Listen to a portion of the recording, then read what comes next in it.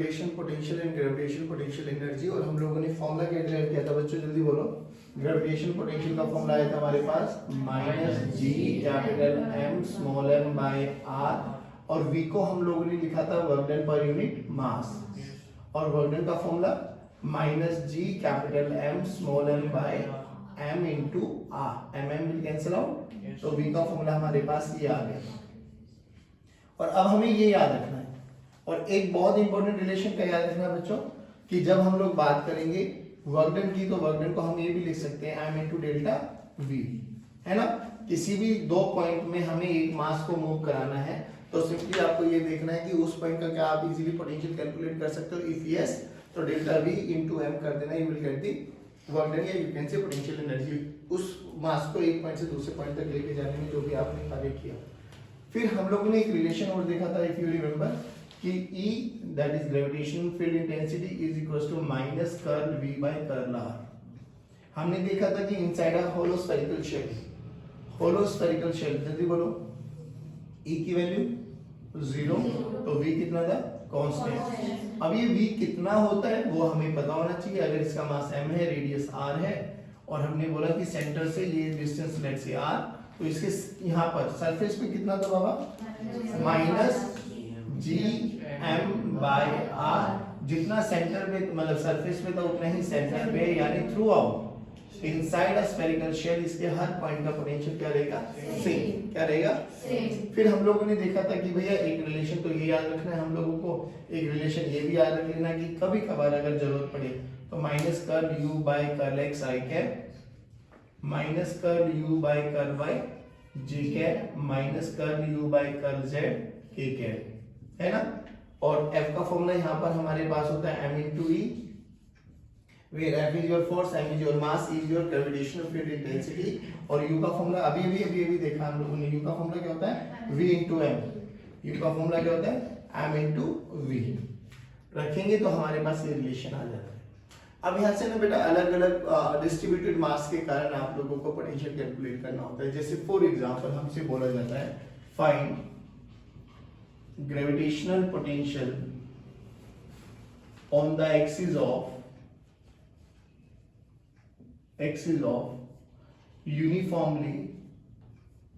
uniformly distributed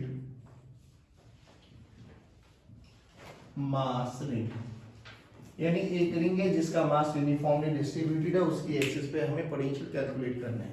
simple सा फंडा बताओ बाबा, ये रिंग है। अब पहले ये समझ में आ गया रिंग का कौन सा व्यू दिखा रहे हो आप लोग। एक रिंग होती है जो सामने से ऐसे दिखती है, और साइड से देखते तो हमें ये दिखाई देगा बस, है ना। और यहाँ के सेंटर से अगर हम बात करें, ये क्या बन गई इसकी एक्सिस, क्या बन गई एक्सिस। अब इस एक्सिस को जो कि यहाँ से x दूरी पर है बाबा, और इसका रेडियस r ले लिया हम लोगों ने, इसके इस पॉइंट पर let's say we have to calculate gravitation potential, ठीक है। मास m है, रेडियस r है। अभी तो एक डिस्ट्रीब्यूटेड मास आ गया ना, लेकिन हम लोगों ने जितने भी फॉर्मूले पढ़े थे वो पॉइंट मासेस के लिए पढ़े थे। तो नाउ व्हाट टू डू, अभी भी करना कुछ नहीं है, क्यों ना यहाँ पर एक छोटा सा डीएम मास मान लिया जाए। डीएम मास, इस डीएम मास के कारण अब देखो इस पॉइंट के लिए डीएम मास क्या बन गया, पॉइंट मास। क्यों ना इस डीएम के कारण इस पॉइंट पर क्या निकाल लिया जाए, पोटेंशियल। फिर ऐसे ऐसे बहुत सारे डीएम मासेस होंगे, सबका इंडिविजुअली पोटेंशियल निकालेंगे और ऐड ऑन कर देंगे, क्योंकि पोटेंशियल एक स्केलर क्वांटिटी है।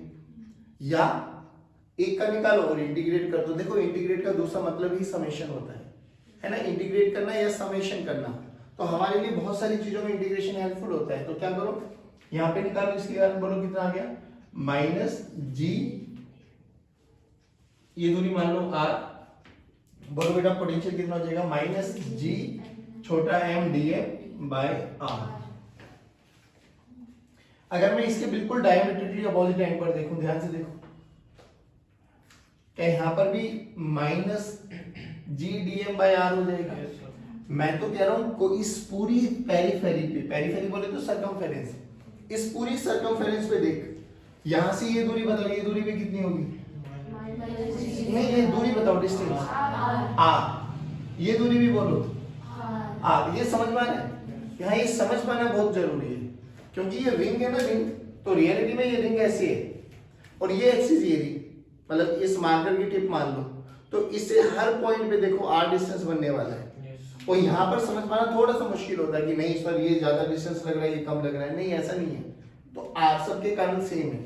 अब जब सबके कारण सेम है, क्यों ना इसी को इंटीग्रेट कर दिया जाए भाई, minus G dm by r minus G dm by r minus G dm by r minus G dm by r up to ऐसे इंफिनिटी करेंगे। तो ध्यान से देखो माइनस जी और r क्या आ जाएगा, कॉमन, तो किसका इंटीग्रेशन रह जाएगा, dm, किसका रह जाएगा, बस कर दो फिर। तो dv छोटा सा potential at p point is nothing but g dm by r, integrate करो बाबा। v की बात देखो माइनस जी बाय आर और इंटीग्रेशन ऑफ डीएम, डीएम का इंटीग्रेशन करो एम, कैपिटल जो भी इसका टोटल मास है minus G capital M by R. बाबा छोटे आर की वैल्यू बोलो in terms of R and X, तो आर की वैल्यू को देखो मैं क्या लिख सकता हूँ, under root of R square plus X square. तो वी का फॉर्मूला देखो बेटा क्या बन गया, minus G M by under root of R square plus X square.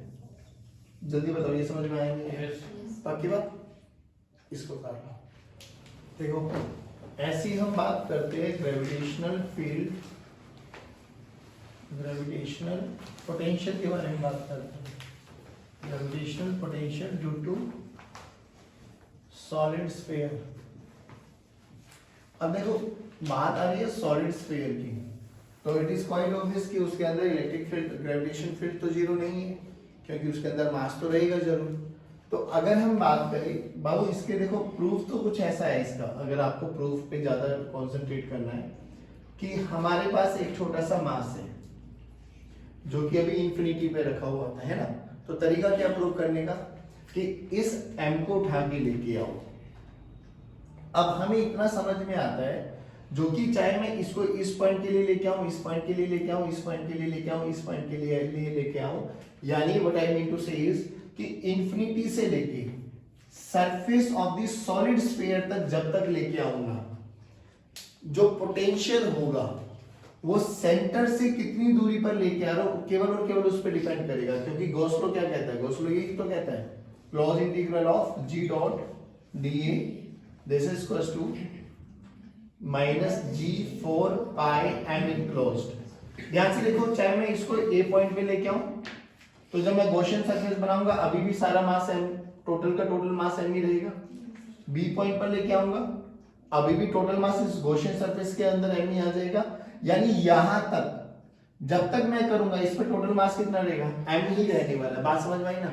तो सर ये तो हमने अभी भी तो निकाला था कल वाली क्लास में, कि यहां से यहां तक लेके आने के लिए पोटेंशियल कितना है, minus G M by capital R. तो इंफिनिटी से लेके इस डी पॉइंट तक, तो पोटेंशियल मतलब इंफिनिटी और डी के बीच का जो पोटेंशियल डिफरेंस है, potential difference between D and infinity is nothing but minus G M by R. तो वर्क डन जो किया था वो कितना आया था, minus G M by R. तो यहां से यहां तक का वर्क डन समझ में आ गया था, उसको एम से डिवाइड कर देते तो पोटेंशियल समझ में आ गया। अब बात ये आती कि यहां से यहां तक का बोलो, डी से ई पॉइंट, ये मान लो ओ पॉइंट। अब यहां से यहां तक आते हुए आपको वर्णन करना पड़ेगा, और वर्णन करना भी पड़ेगा, और हर केस में एम की वैल्यू क्या होती चली जाएगी, चेंज होती चली जाएगी। बात समझ में आई। तो एक वर्णन यहां से यहां करना होता है आपको, कहां से कहां, सरफेस से ये दूरी कहां पर है r, और ये दूरी कहां पे मान लो x। तो जब आप यहां से यहां इंटीग्रेट करोगे तो आप बोलो लिमिट कहां से कहां हो जाएगी, r से लेके x तक। अब लिमिट अगर हमें करनी है r से लेके x तक, तो बताओ वर्क डन का formula f into dx। f की वैल्यू को क्या लिख सकते हैं, m into e, m into e की वैल्यू याद है हमें यहाँ पे क्या होती है, minus G M X by R cube. रखो, इंटीग्रेट करो, यू विल गेट कि एक आंसर आता हुआ दिखाई देता है। वैसे इसके प्रूफ की कोई जरूरत है नहीं, तुझे रिजल्ट याद कर लेना। अब सोच यहाँ से यहाँ तक का वर्क डन आ गया, क्या मैं यहाँ से यहाँ तक का पोटेंशियल नहीं निकाल सकता, वर्क डन आ गया, उसको छोटी एम से डिवाइड कर देंगे, पोटेंशियल आ गया। तो यहाँ से यहाँ तक का पोटेंशियल ये आ गया, यहाँ से यहाँ तक का पोटेंशियल जो अभी कैलकुलेट करेंगे वो आ जाएगा। फिर यहाँ से यहाँ तक का बोलो, टोटल ऐड कर दो दोनों को। टोटल ऐड करने के बाद जो रिजल्ट आता है वो मैं बता देता हूँ। v this is equals to minus G M by 2a cube A cube बोलो, हम लोग यहाँ पे आर मान के चल रहे तो आर क्यूब ले लो, 2r³ into 3r² minus x²। बस याद क्या रखना है, यहाँ पर r आपके पास रेडियस है और x आपके पास सेंटर से वो वाले पॉइंट का डिस्टेंस है where you have to calculate potential difference.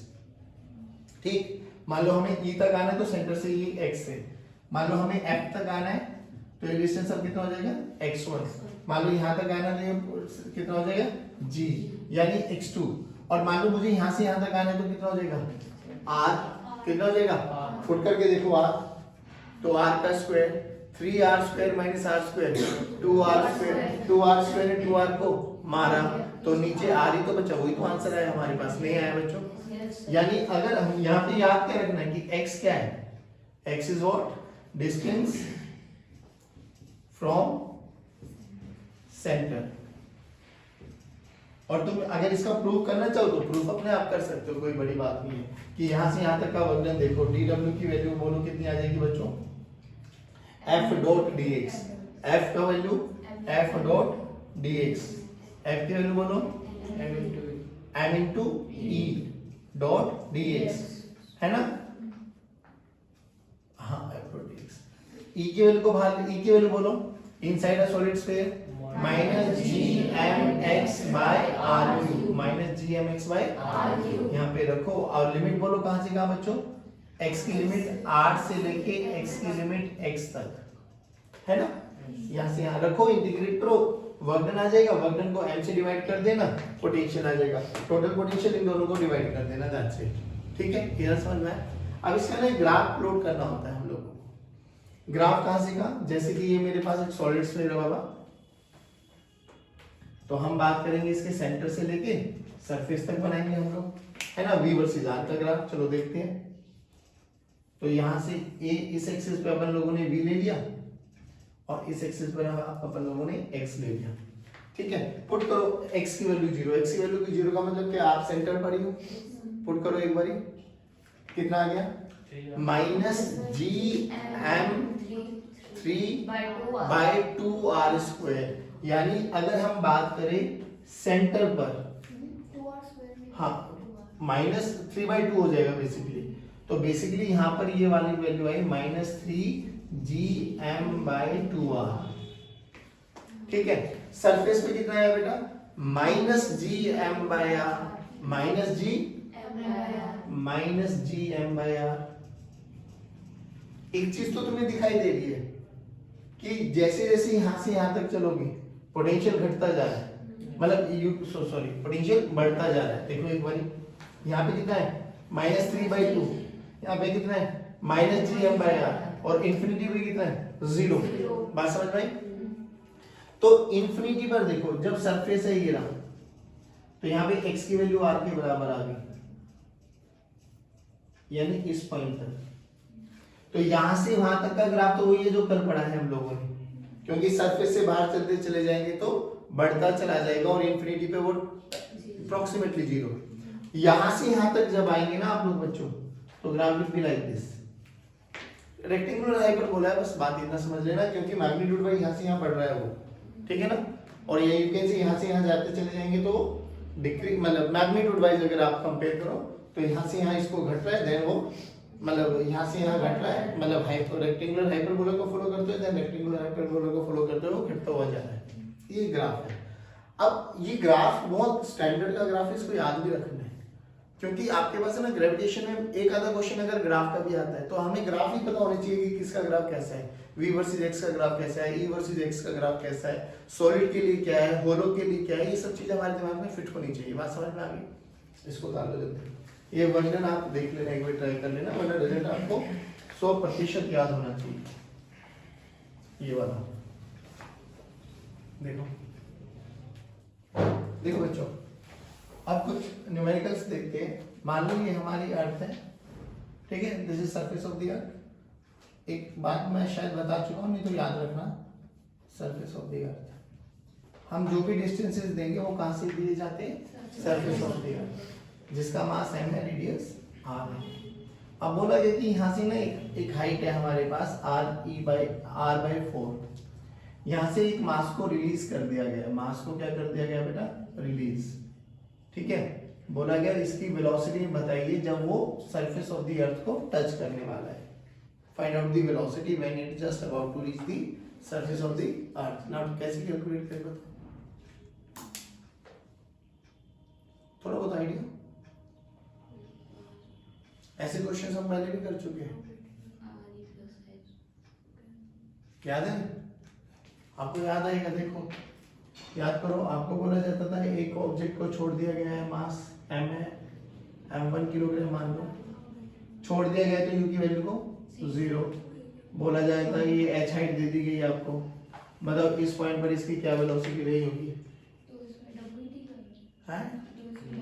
हाँ WT भी कर सकते हो, और भी कॉमन सेंस चल सकता है तुम्हारा। WT भी बताओ कैसे करें? कोई और भी अप्रोच याद आ रही है? कोई और भी अप्रोच याद आ रही है? देखो अब जनरली बच्चा क्या गलती करता है, हाँ वो कर सकते हो। जनरली बच्चा क्या गलती करता है, आई टेल यू, वो ये कहता है सर क्या बड़ी बात हो गई, v square minus u square equals to 2gs, u की वैल्यू 0 तो v की वैल्यू अंडर रूट 2gh।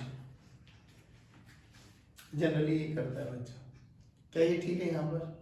क्यों? हाँ अभी जो कि हम ग्रेविटेशन कर रहे हैं तो हम लोगों को पता है कि यहाँ पर हमारे लिए g कैसा है, वेरिएबल है, लेकिन जनरली बच्चा ये गलती करता है और वो आंसर निकालता है और एक आंसर वो होता भी है और वो पटाख से टिक करके आ जाता है। देख ध्यान से देख, RE/4 का मतलब 1600 kilometre, 1600 kilometre is greater than 500 kilometre. तो यहाँ पे वी गो विद असली वाला फॉर्मूला। अब वो असली वाले फॉर्मूले को जैसे जी वेरिएबल करना तो या तो एक तो तरीका इंटीग्रेशन करो, नहीं तो सिंपल सी बात है WET लगा दो। इस पे देखो जब ये गिर रहा होगा तो WET में क्या है, केवल और केवल ग्रेविटेशन फोर्स काम कर रहा है। अगर ग्रेविटेशन फोर्स काम कर रहा है तो मैं लिख सकता हूँ U initial plus K initial must be equal to U final plus K final. नहीं आया बाबा, बोलो U इनिशियल 0 मूर्ख हो गया। U इनिशियली देखो यहाँ से इसको रेफरेंस मान लो, mg U initial mg minus g m by r की वैल्यू कितनी हो जाएगी, r plus r/4, r plus r/4। तो बोलो minus g capital M small m by r plus r/4, बोलो 5r/4, 5r/4। Initial kinetic energy 0। जब यहां से यहां आया इस पॉइंट पर तो बोलो ग्रेविटेशन पोटेंशियल एनर्जी कितनी बन गई, minus G capital M by r। और काइनेटिक एनर्जी होगी हाँ जी 1/2 m into V square. m ने m को मारा। अब यहाँ से जो भी v आएगा वो उसकी फाइनल वेलोसिटी आएगी। बात समझ में आई? नहीं आया समझ में? आया नहीं आया समझ में? पक्की बात, ये आगे ना यहाँ से v कैलकुलेट कर सकते हो। सिमिलरली ऐसे ही एक क्वेश्चन और पूछा जाता है हमसे कि भैया मैंने सरफेस ऑफ द अर्थ से ना 15 किलोमीटर प्रति सेकंड की रफ्तार से एक ऑब्जेक्ट को थ्रो कर दिया गया। u की वैल्यू हमें दे दी गई है 15 किलोमीटर पर सेकंड। बोलो बोला गया बताओ कितनी मैक्सिमम हाइट अटेन कर लेगा। याद आ गया कुछ ऐसे क्वेश्चंस करे थे हम लोगों ने कब, जब हम लोगों ने बोला था कि एक ऑब्जेक्ट को 40 मीटर पर सेकंड की स्पीड से छोड़ा गया है। फिर हमने बोला जाता था बताओ कितनी मैक्सिमम हाइट पर अटेन करेगा। मैक्सिमम हाइट का मतलब v की वैल्यू, v की वैल्यू 0, v की वैल्यू 0, v की वैल्यू 0 लगाओ एक बारी। तो v square minus u square equals to 2gs कर सकता हूं अपन।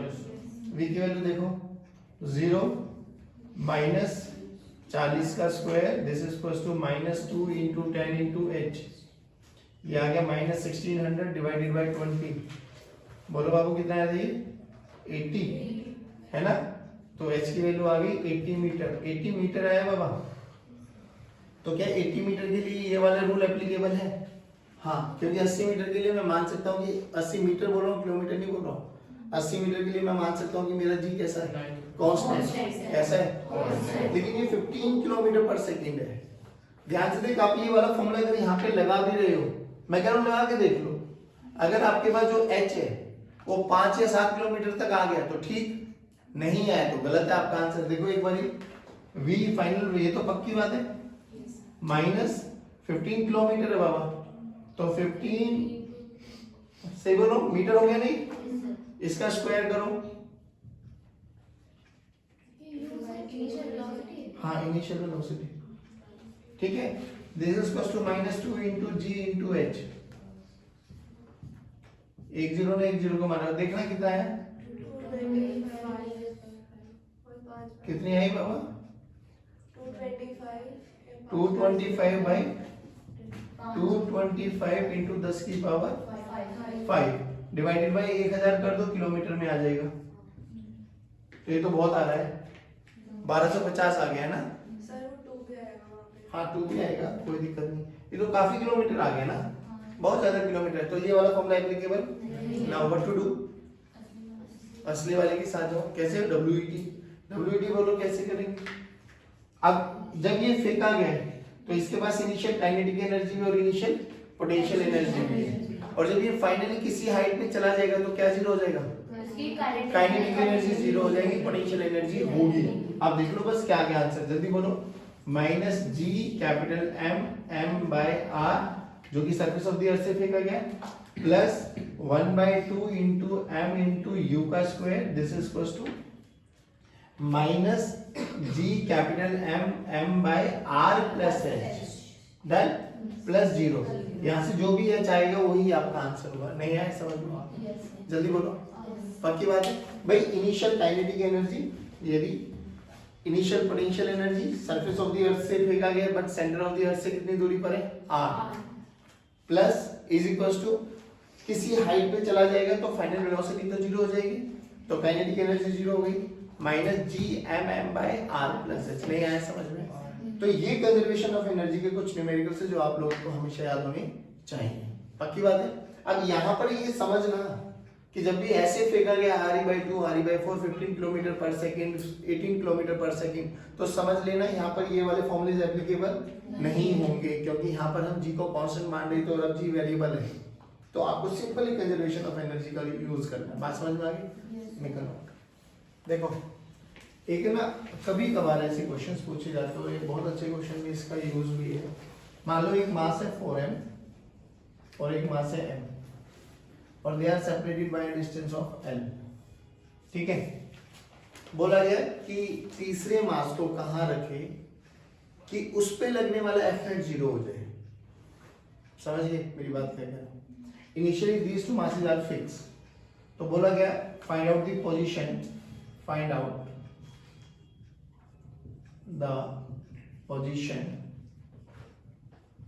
such that, ऐसे भी निकाल सकते हो कि वो वाला पॉइंट निकालो जहां पर F net 0 हो जाए, उस पॉइंट को क्या बोलते हैं हम, इक्विलिब्रियम।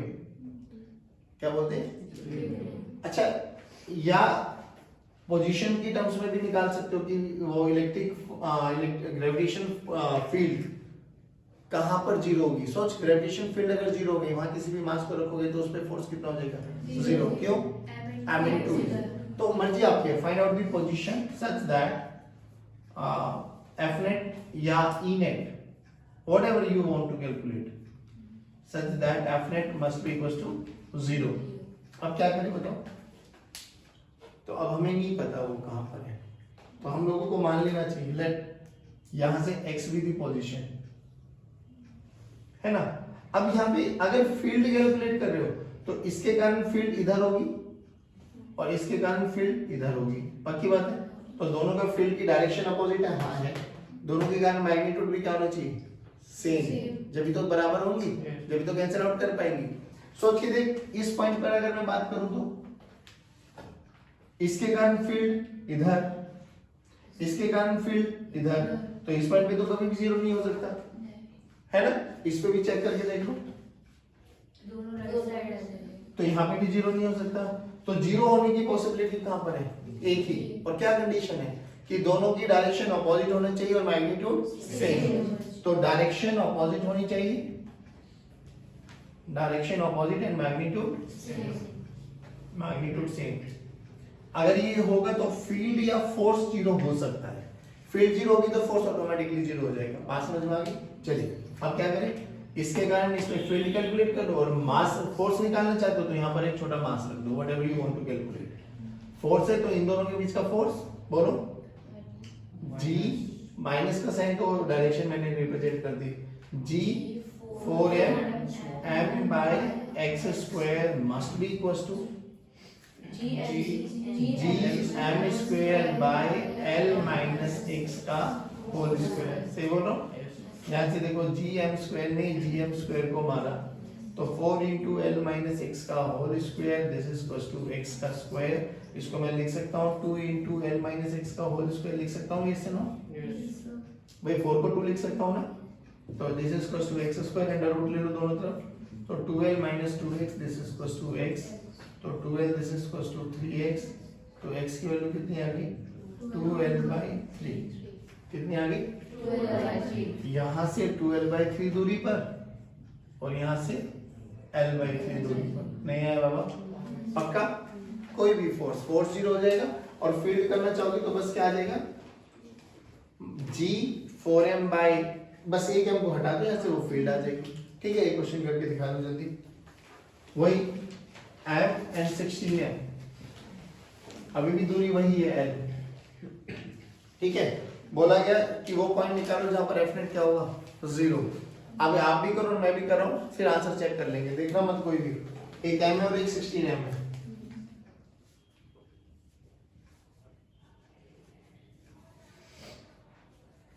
फोर्स कैलकुलेट करना है या फील्ड कैलकुलेट करना है ये बता दो, फील्ड निकाल दो।